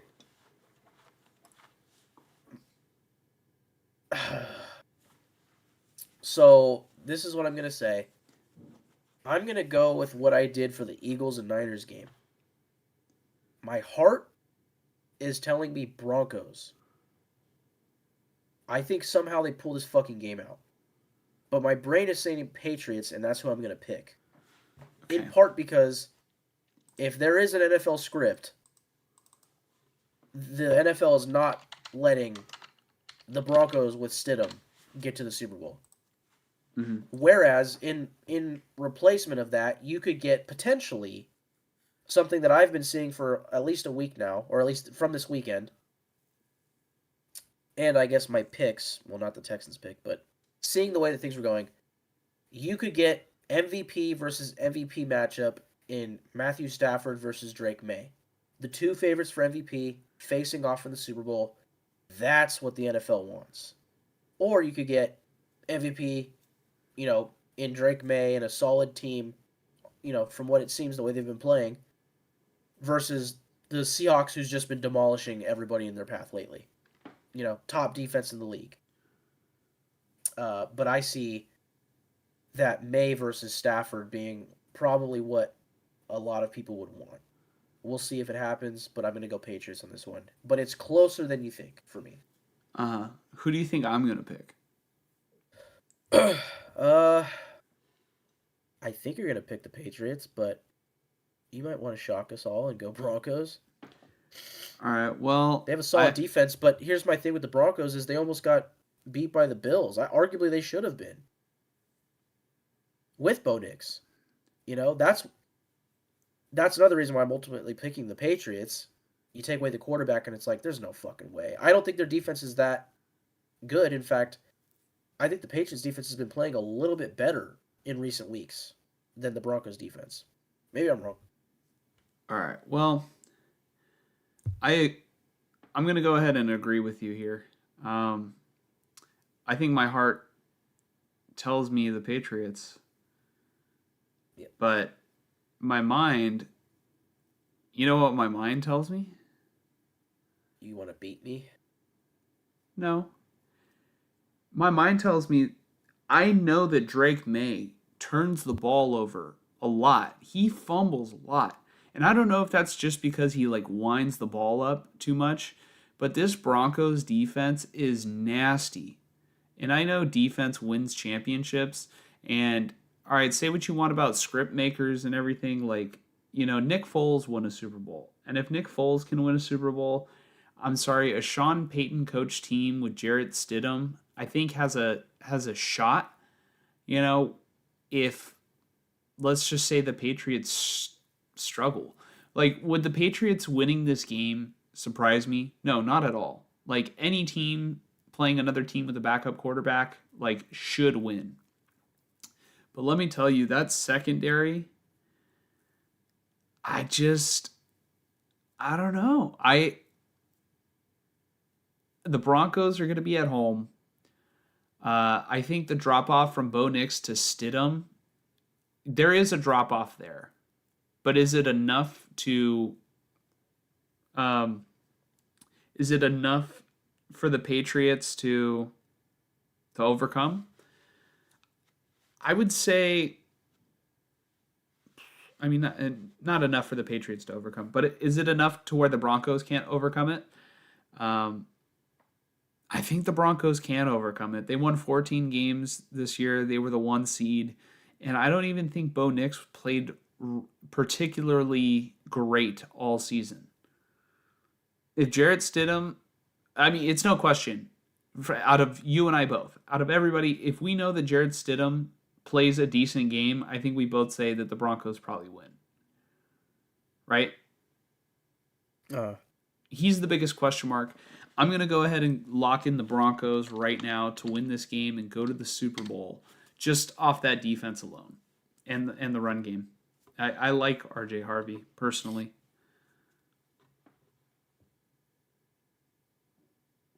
yeah, I guess that's the other aspect is to me, if you're taking away the quarterback, you're going to have to depend on the run game. And I just don't see it so much for the Broncos unless they do get, which is rumored, they might get fucking Colin Kaepernick. No, just playing. J.K. Dobbins. They might activate him. Really? Yeah, that's what I saw this morning, I think. Um, yeah, it's still close for me. I might come back to you by Sunday and switch it up. And I'll explain why in a second. But we can move on to the NFC game. Okay, real Rams quick. at Seahawks. If Brady was not an owner of the Raiders, he would for sure be coming out of retirement for this, right? Like, there's no way he passes up another opportunity to win a Super Bowl. He just Uh, can't right now because he's an owner. Like it's specifically in the rules he can't play anymore. right. That's debatable. I mean, it'd be tempting. I'm sure of that. But I don't know. On That's a this big Broncos if. team, Brady, if you put Brady on this Broncos team, they're the favorite. I'm telling you that right now to win the whole thing. Yeah. And But does Patriots Brady fans would want to hate come out Brady. of retirement just to go to a really great team that's like almost guaranteeing him a shot at the Super Bowl? I mean, it is guaranteeing him a shot at the Super Bowl, a 50-50 shot. Does he want to do that just to potentially lose in the Super Bowl and make his Super Bowl record worse in his career? You know? And to potentially get hurt? Like all those things? And then also push back his Hall of Fame bid 5 years? He's going to be a Hall of Famer day one, but does he want to push that back? Are you I don't sure? know. Am I sure in doubting it or what? Are you sure that Brady's going to be a Hall of Famer day one? I don't know. I feel like he Yeah. still has a lot left to prove. Yeah. But I All just, right. if I were him with his impeccable record, not literally, perfect, but you know what I mean. I wouldn't want to risk losing a Super Bowl, having to learn an offense within a week. Like, no, I don't know if I would do that, but I get it. Of course, I want to win another Super Bowl if I were him. Dude, I think learning an offense would be the least of his worries. Yeah. I'm not trying to underestimate him. Just, And then Mike McGlinchey would get him killed. yeah, I remember his retirement video and just seeing him, and I was like he was crying. I'm like, yeah, he's done. He's not coming back. That Green Goblin mask, you know what I mean? All right, Rams at Seahawks. Oh boy. Uh I really fucking hope that the Rams win. And I think that they're the team that has the offensive firepower to be able to combat the Seahawks defense. And I think Sean McVay is the coach to do it. Um, I it makes me sick that one of these teams is going to be playing the Super Bowl at Levi's and that they might win a Super Bowl at Levi's. But if I had to pick one team over the other that I would rather win, it's no question it's the Rams. I hate the Seahawks more. Um, that being said, I also really like Puka Nakua and I like Devonte Adams, and I think that they both deserve a shot at a ring. Um, I am going. I'm going to pick the Rams in this one. I think Matthew Stafford is the X factor for me. I think that he's been having a really good year, and him going to this upcoming Super Bowl, winning MVP this year, and potentially winning the Super Bowl would solidify himself in the Hall of Fame. Yeah, most definitely. I think that would be his way of going out on the sunset if I were him. I mean, he started this offseason with back spasms and shit. There were a lot of questions of if he'd even play, if he was going to stay with the Rams. Yeah. This one's tough for me. in part because I can barely fucking breathe right now. In part because how close of a matchup they've had. I think both times they met up this year, the Rams and Seahawks. Uh, and really, it's like, do would I rather pick what my brain is telling me, or would I rather pick what seems like the better script? You know, because my brain is telling me Seahawks by a mile. The way that they played against the Niners defensively is that of legend. And the age old uh, defense wins championships. Like, now that the Texans are out of it, to me the Seahawks are that last team that it's like clear cut their defense can win them a championship. You know, um, but then there's the Rams with Stafford and McVay, Puka, Devontae. I mean Devontae. Not only Stafford, Devontae's chasing a ring. Um, I mean, I like both teams, and also the Rams definitely have more history, you know, uh, in the playoffs, right? I think in this one, wow, that is so tough, dude. I'm switching my pick. I'm gonna pick the Seahawks, um, because I remember last week I made the dumb decision to switch my pick last minute. Uh, that Seahawks defense is nasty. Do I think the Seahawks win it all? Um, Maybe not, but I had a vision in my mind, and the vision was like a very close play, like a controversial play that like maybe gets thrown to Devonte Adams, and then like on a fourth down, and like, oh, the Seahawks survive and they're going to the Super Bowl, blah blah blah. Like, I don't know. That's just the vision I had in my head. So I'm going. If my gut tells me that, I'm going Seahawks. Right. The storyline that still just reeks of like if the NFL could control it, they would do it this way. Is Patriots versus Rams, May versus Stafford. I think the NFL would kill for that. If you're going to lose Stafford in the offseason, you have this up and coming quarterback in Drake May, for fans to depend on for years to come as a fan favorite type guy. Uh, but the Seahawks are so damn good, right? Here's the last thing. This is what I was saying a second ago about I'll come back to the Broncos.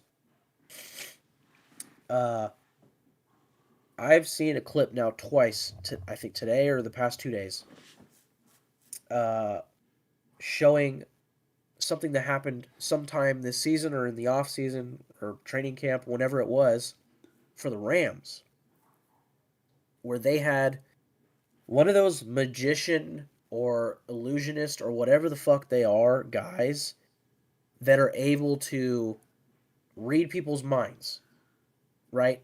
And then it's like, all right, Stafford, pick a guy that you're going to throw to, and then he throws it to like Kyron Williams.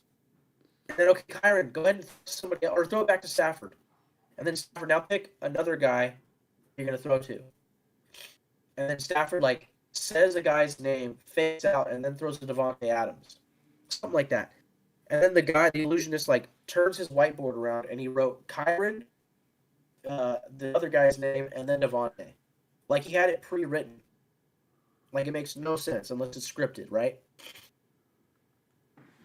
Part of that skit, or whatever you want to call it, magician act, was Devontae Adams being asked, like, what do you see for the end of, this season, or something to that effect. And Devontae's answer that the magician had already wrote before he asked, like, hearing it from Devontae, was Rams 24 or 27, something like that. Broncos 14. Rams win the Super Bowl. If a fucking magician, and that's just reading his mind, like, that's not to say that Devontae Adams can tell the future, But if this magician, you know, can read people's minds and project these things that haven't even happened yet, who's to say that this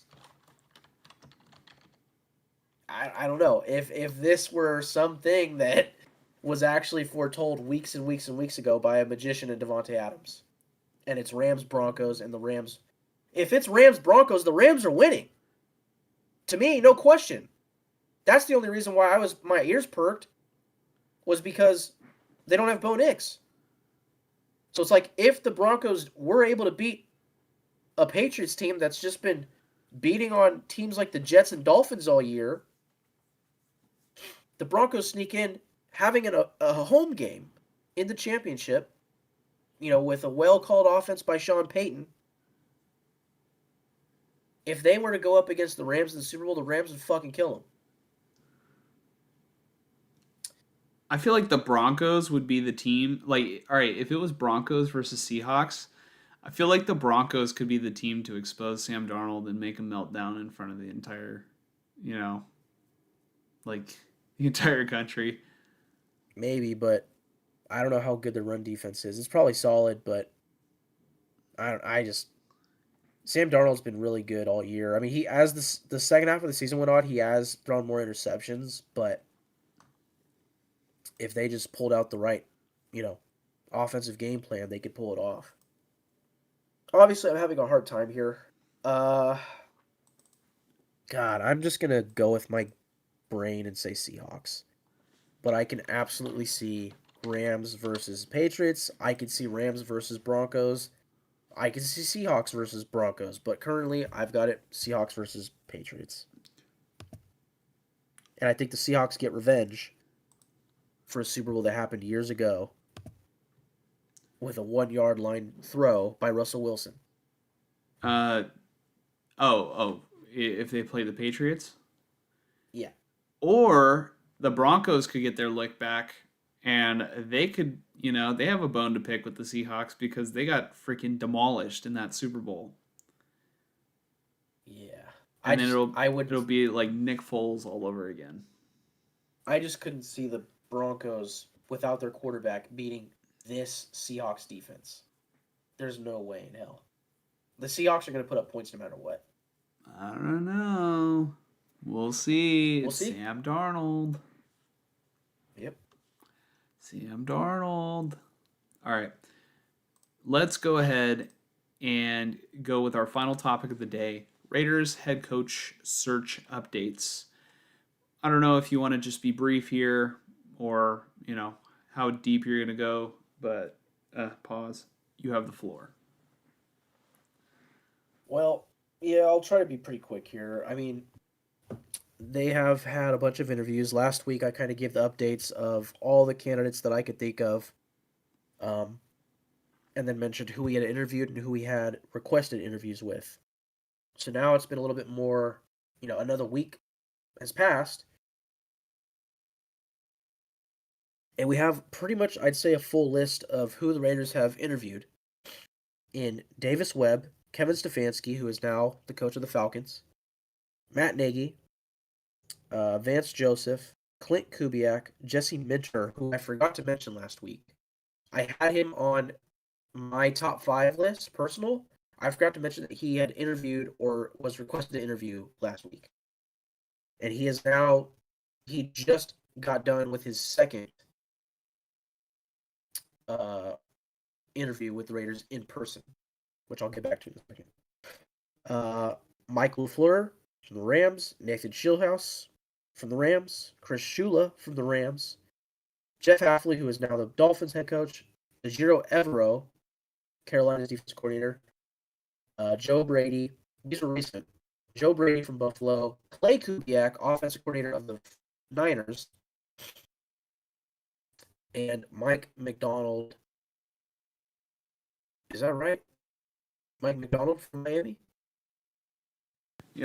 Mike McDaniel from Miami. Mike McDaniel, thank you. Mike McDonald is a Seahawks coach. Here, let me leave and come back in because you're sounding like Papa J said, very AI-esque.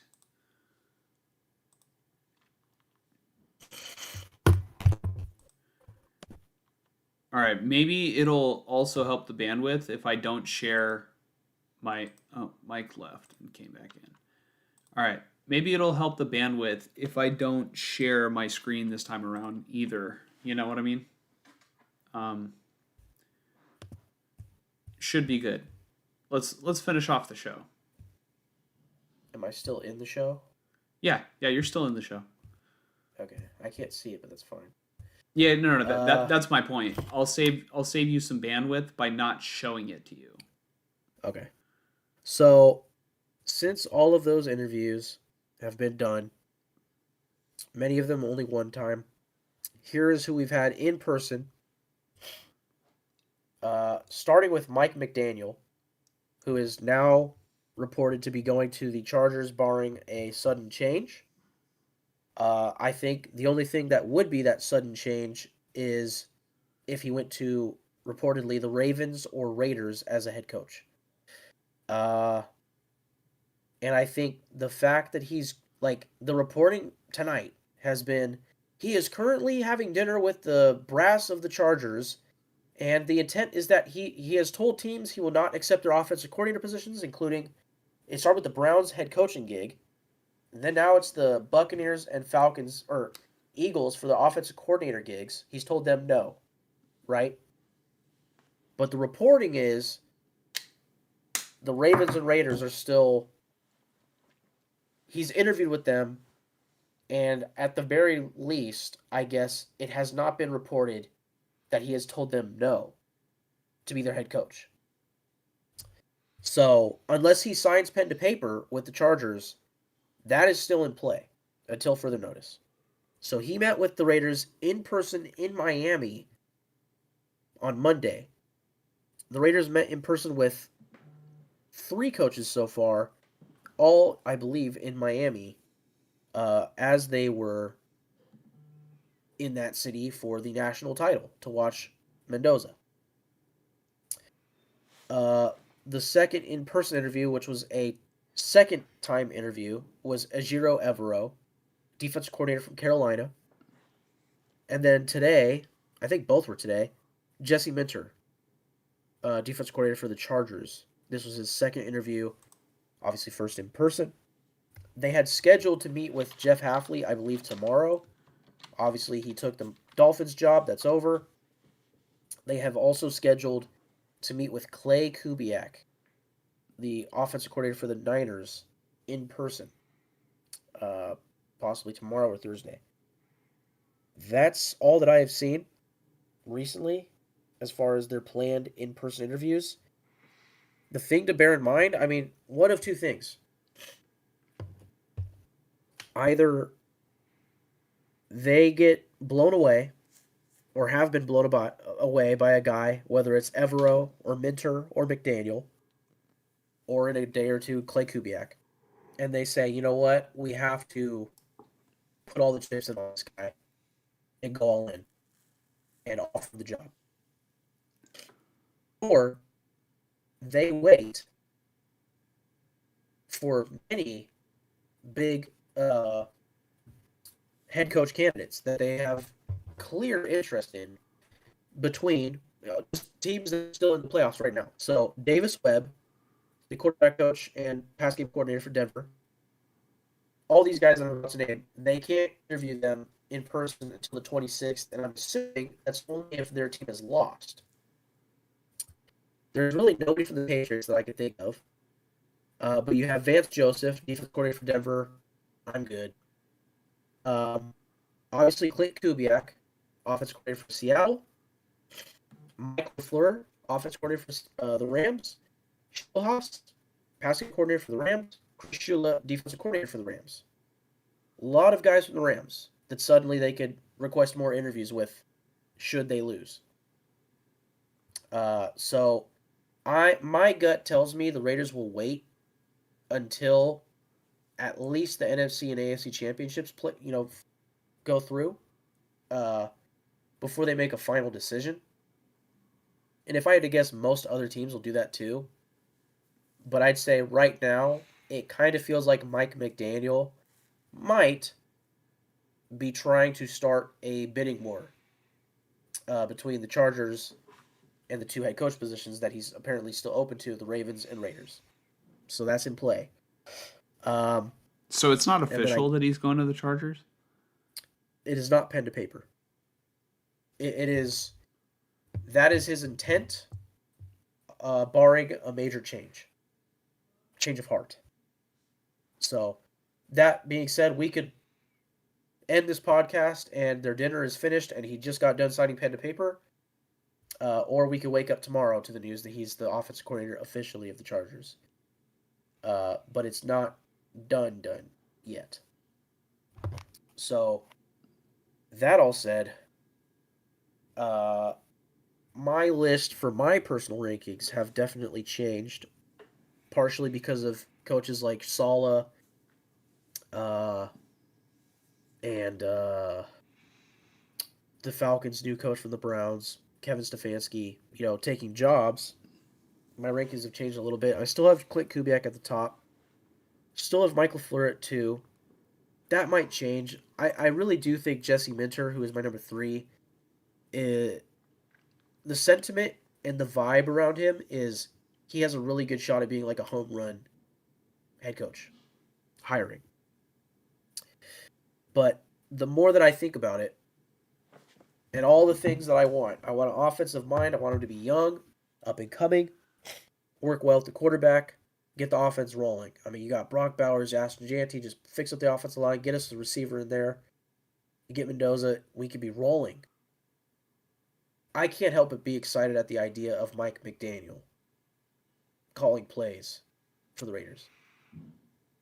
I also don't blame him for wanting to go to the Chargers with Herbert, probably stay there for a year or two, and then take a major coaching job in a year or two. Like, he should succeed with the Chargers. Whereas the Raiders is probably more of a risk. But I currently have him my number 4. He has head coaching experience, so that's a plus. And I would have more faith in that Shanahan-style offense with a guy like Mendoza rather than Tua. And then at 5 is Davis Webb. I still like the idea of him. And then somebody who's jumped up just because I didn't really realize he was such a possibility, but Clay Kubiak. I have at 6. And then Nathan Shilhase at 7. Ejiro Evero at 8. He feels a little underwhelming to me. I mean, maybe he's a great leader. I want to say he was a interim coach before. And he's got some, experience to him, right? Like, I think he's been a defensive coordinator for 4 years. I think 2 of those years he's had top 15 to 12 units. So, cool, but I feel like Jesse Minter would be so much better. And then otherwise, I just want an offensive mind. Grant Udinski, the offensive coordinator from the Jaguars, is interesting, but they have not had any indication of being interested in him. I think he's like 30 or 31. So it makes sense that they wouldn't be because they probably want a guy who's in like his 40s range that can really command a room. And I wonder if Jesse Minter might be more of that guy over somebody like Clint Kubiak, Clay Kubiak, Sheil Haas, and even Davis Webb, Whereas Ejiro Evero has some history with that. He might make more sense with that too, of like commanding a room, right? Commanding a team. And then the last guy, again, is Kurt Cignetti, but there's no indication that they're interested in him, nor that he would be interested in them. And I still don't like the idea of like keeping Mendoza under the same coaching staff when he elevates to the NFL. Like, I don't really care for that. He was my number 3 a week ago. I've got him down at 10. I'm kind of done with that. Like, give me an NFL offensive mind or Jesse Minter. That's where I'm currently at. And my gut tells me it's either going to be Minter or a Kubiak. But the wild card options would be Mike LaFleur and Davis Webb. What about Mr. 9/11? Sean McDermott? Yeah, as Frank says. Yeah. No, he is interesting. If Or I'm not mistaken, he's Cignetti. Cignetti. Cignetti is Cignetti, the sorry. Indiana head coach. He's currently my number 10. I probably would actually put McDermott over Cignetti. I mean, Cignetti, Google him. All he does is win. But has he done that in the NFL? Right? Uh, McDermott has done that in the NFL with, in my opinion, a GM that was not doing him favors, but he did have a quarterback in Josh Allen. Hopefully, he has that if he were to be the Raiders coach in Fernando Mendoza. Uh, would McDermott lead the room? I think absolutely he would. But again, do I really want a defensive minded coach taking over? And then how often do head coaches take a second job and do better? You know, not very often. Like Andy Reid is a dime a dozen. Is that the right term? Mm-hmm. Or he's Yeah. extremely rare. You know, Oh, uh, a dime a dozen means not rare. Yeah, I'm totally fucking that up. Andy Reid is the exception, I guess, is what I meant to say. Of like he's the needle a in the guy. haystack. There you go. Yeah, he's a rarity that he was good as a head coach, goes to a second job, and that's when he starts winning Super Bowls. Like that doesn't happen very often. In fact, most head coaches win one Super Bowl and then they ride that for like 10 years and then they get fired eventually. John Harbaugh, uh, Mike Tomlin, Pete Carroll, so on and so forth. Mm-hmm. So, you know, that's where I'm at right now. I still like Clint Kubiak the most, but I do. My main question with him is can he command a room? Or is he probably a lesser version of Kyle Shanahan?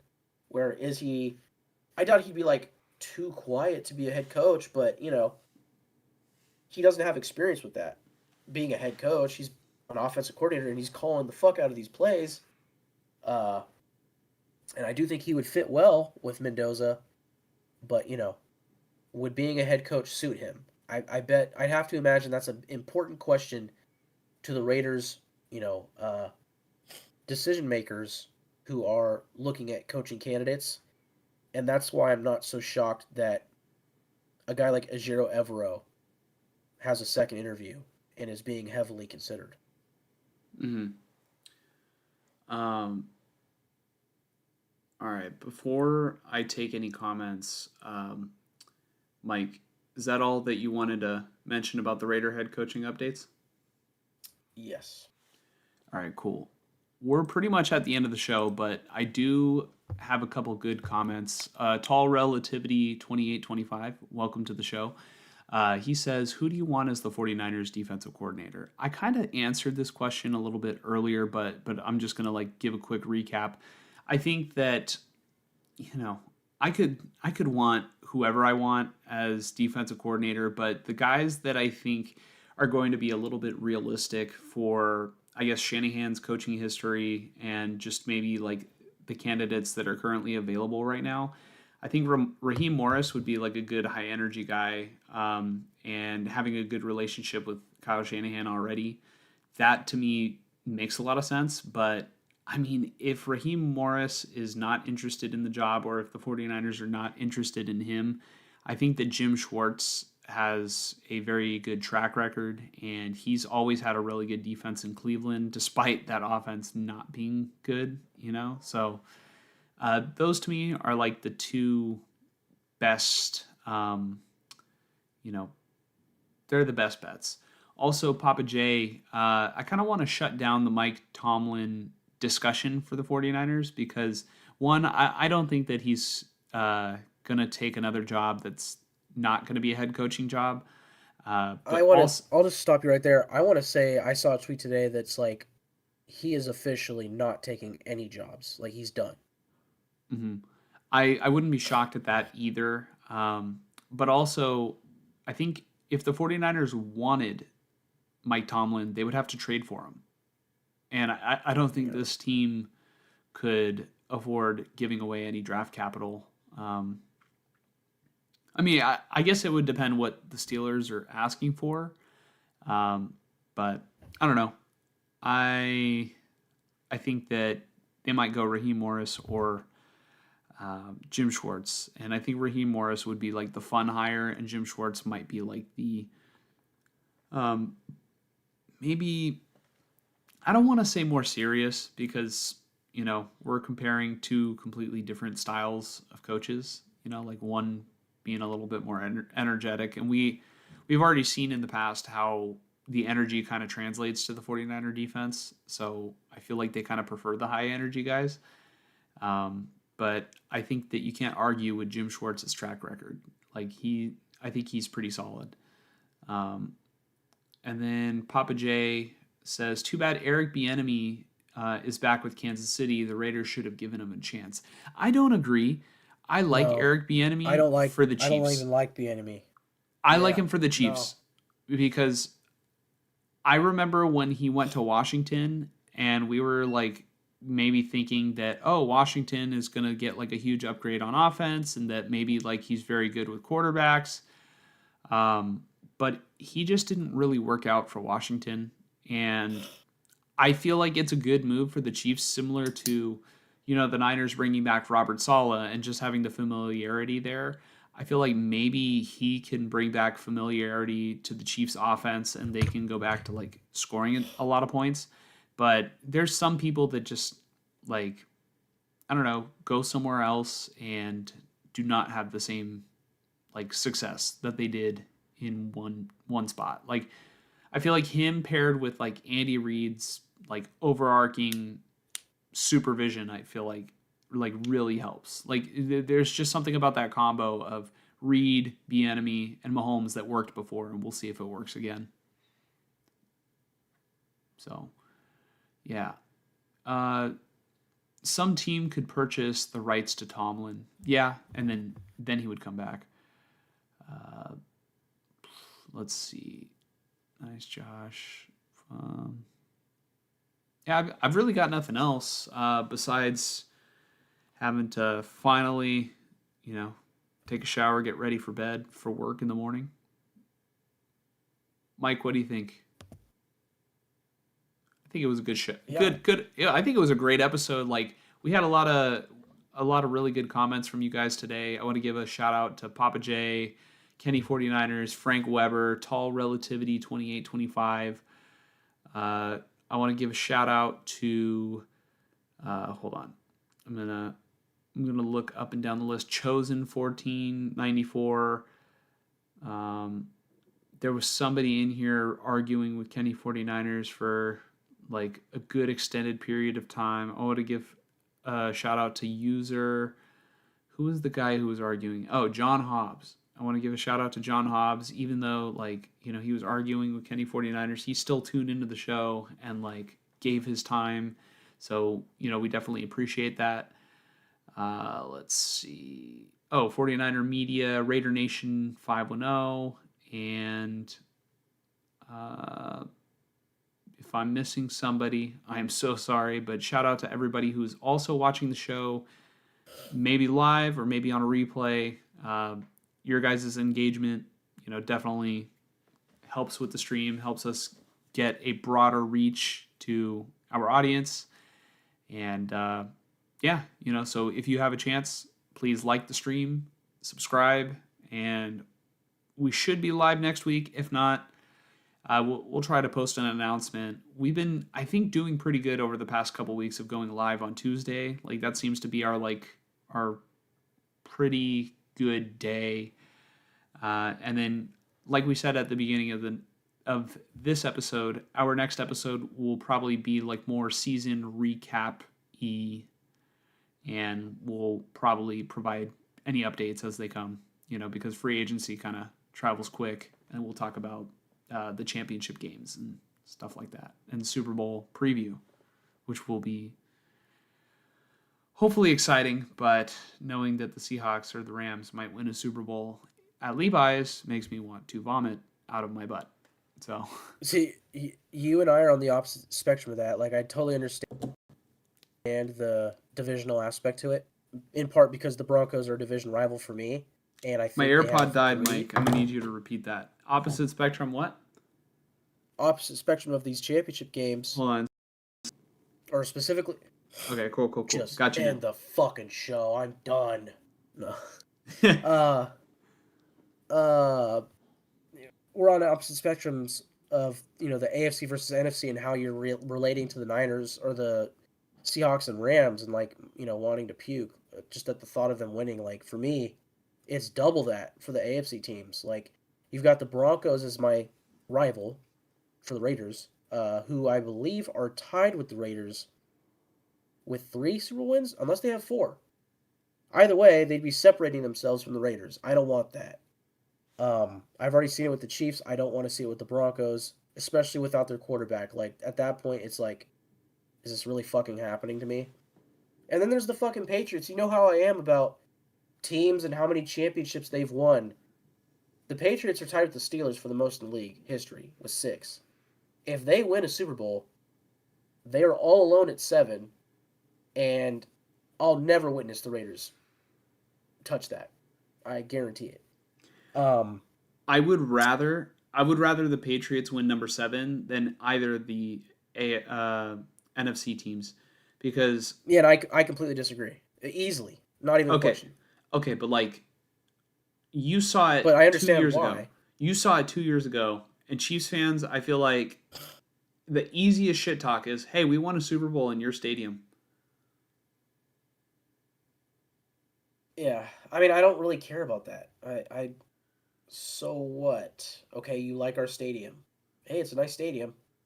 Like, I unless my team's playing in the stadium, I don't really care who wins the Super Bowl at our stadium. Like, I don't personally care so much about that. It's more about the division rivalry, which I completely understand for you with the Rams and the Seahawks. My thing is the team that I would easily root for the most is the Seahawks between their coaching staff, the players on their team, and the fact that they have the least amount of Super Bowls in the entire race. And then if the Rams go, I can root for Stafford making his, Hall of Fame bid, and of course Devontae Adams finally getting his ring. There are many Raider fans who are stale towards Devontae. I'm not that person. Like I still think fondly of him and I root for him. So, whereas the AFC, I don't see much of that. Like I like Drake May, but I don't like his team. So, Hmm. Well, that's all. that's the show, guys. Thank you guys again. Frank says, "Thanks, gentlemen. Always enjoy your shows." Papa J says, "Thanks, Josh and Mike. God bless everybody. God bless you." And then as for the Seahawks, Mike, what does uh, dipshit Derek say in Stranger Things? Suck my fat one.